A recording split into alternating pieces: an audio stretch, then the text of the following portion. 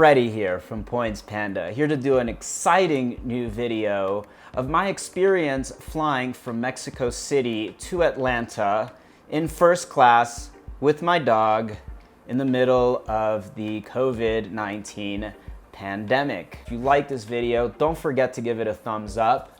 And please, if you really enjoy the videos on my channel, please subscribe. It doesn't cost you anything and it helps support me to make future videos. So in this video, we'll have a little bit of a vlog and some various videos that I shot along the way. And most importantly, I'll review the entire experience. You may have heard on TV, if you're American watching, that the border has been closed to non-essential travel. The United States and Mexico have agreed to restrict non-essential travel across our shared border. And it's very confusing because it's only the land border that's closed. And actually, the US ambassador to Mexico on Twitter had clarified that it's only the land border that's closed. Remember, these restrictions are for the land borders only. There are no additional restrictions on air travel between the United States and Mexico. So the next interesting part I want to talk about is actually booking this ticket. Unfortunately, only Delta flies the Mexico City to Atlanta route. So even during normal times, this ticket can be very, very, very expensive, despite the fact that Atlanta is actually closer to Mexico City than some other cities in Mexico, like Tijuana. It's not a long flight. It's about 2.5 hours. But even during normal times, you'd be lucky to get the direct flight for $500–600 round trip. I've seen first class as cheap as 35,000 sky miles or even 30,000 sky miles back in the day, but I rarely see this flight for 30,000 sky miles. The dates I was looking at were 50, 60,000 sky miles. The cash price was $630.63.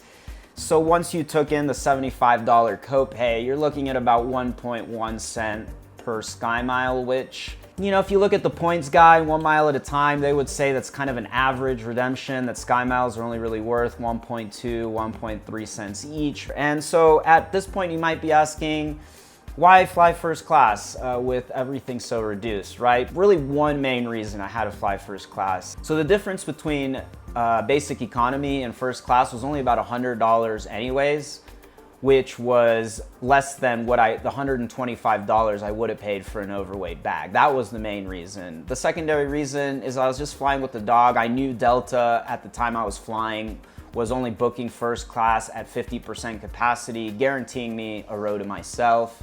And for an extra $100, I figured that made sense. One thing that drove me crazy about Delta is I had a canceled conference in Austin. I got an e-credit back for that canceled flight. And in order to use that e-credit, you had to get in touch with somebody over the phone. And it was just impossible to get in touch with them. It was only after a friend of mine suggested to throw a tweet storm and get assistant by Twitter. Eventually I did, and I actually ended up getting in touch with a very helpful agent who said he could apply the e-credit for me. Next, I'll talk about my ground experience at Mexico City Airport. The airport's usually packed here. It's relatively empty, but not quite as empty as I expected. There was no line at check-in whatsoever. I could go straight to the desk agent. So the first class ticket, it wouldn't even have made a difference to use Skype priority or not. There was literally nobody there. Security with the dog. Merced.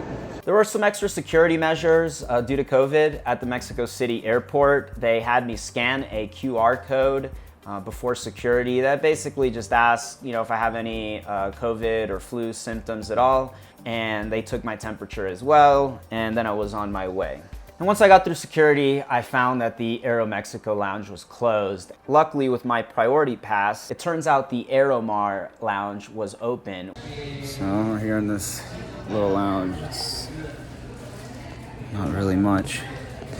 And so this lounge wasn't anything special. They had some very basic snacks, all packaged. They had some beer as well, Heineken beer, which was a real treat because at the time that I was flying, it was already a month and a half since Mexico closed all breweries, and it was getting pretty hard to find beer. I mean, you could if you wanted to, but I never really put that much effort. But at all the gas stations, grocery stores, it was all gone. So next I'll talk about the boarding process. I've already taken a couple of flights since I took this flight. during the pandemic, and it seems like most airlines, it's all pretty much the same. They board back to front regardless of your boarding zone on the ticket, and first class are welcome to board at any time. But the truth is, right now, with them boarding back to front, boarding is extremely speedy. If you take any flight during coronavirus, it takes, and during normal times, it can take 20 minutes, as most airlines now require you to wear a mask on board. Delta was no exception to that. So if you are flying during coronavirus, make sure to bring a mask. So the first thing I noticed when I boarded was there were 5 rows first class, instead of the typical 3 that you would get on a flight from Mexico City to Atlanta or Atlanta to Mexico City, because they're using a 757-200 instead of their typical Boeing 737-700 and 737-800s that they always use for this route. You get all this space in business class, so I think it's kind of worth it. Put a little print. The onboard experience was great. There was onboard Wi-Fi that I didn't test. And another great thing was that Delta still keeps their IFE. It's the entertainment system, or the screen that's in front of you. So we can talk about the food and drink offerings on board. As of the time of this video, and when I took the flight, Delta is only offering bottled water. They're not even offering bottled soft drinks, and no alcohol even in first class. On the other hand, they do include a premium snack box. It wasn't anything to write home about. It's a pretty basic box that included packaged olives, chocolate, some dried fruits, some crackers, just enough to hold you over on the flight.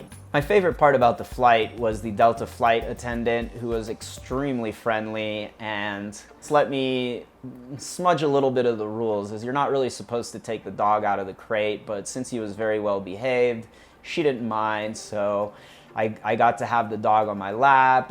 He got to look out the window, and so he could look out. So it was a really fun flight for the dog as well. And so one thing I noticed that's different right now during the pandemic is usually in normal times, anyone who's entered the US, you go to a computer screen where you answer a couple of questions and then it spits out a piece of paper. But there was none of that right now. It was old school, just straight to the immigration counter. And it took about 10 minutes for my bag to come out, very quick as well, and in no time the shuttle came. So I have to say, one nice thing is that when you're flying, there's just no lines. No line to check in, no line for security, no line to board. Boarding's very quick.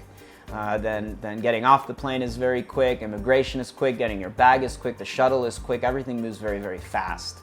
Overall, I gave Delta a 90 out of 100 experience on this, which I would rate as an A-. And the main reason I didn't give 100 out of 100 was the process to use my e-ticket and add my dog to the reservation was very frustrating.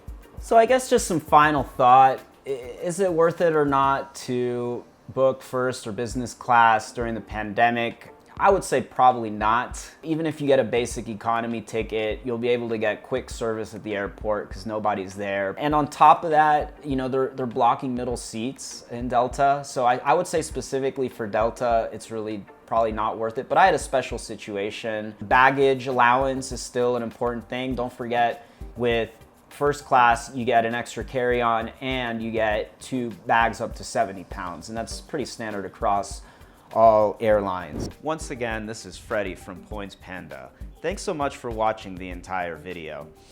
To your left, you'll see a related video as well as a link to the corresponding article we wrote that goes farther in depth into this topic and also has the various affiliate offers that we may have mentioned in the video, if there were any. So I'd really appreciate if you come check out my website. It doesn't cost you anything, and it's got tons of fantastic content, and you can do so by clicking that link to the left. Once again, don't forget to give this video a thumbs up and subscribe if you enjoyed this video. Thanks so much, and I'll see you guys soon.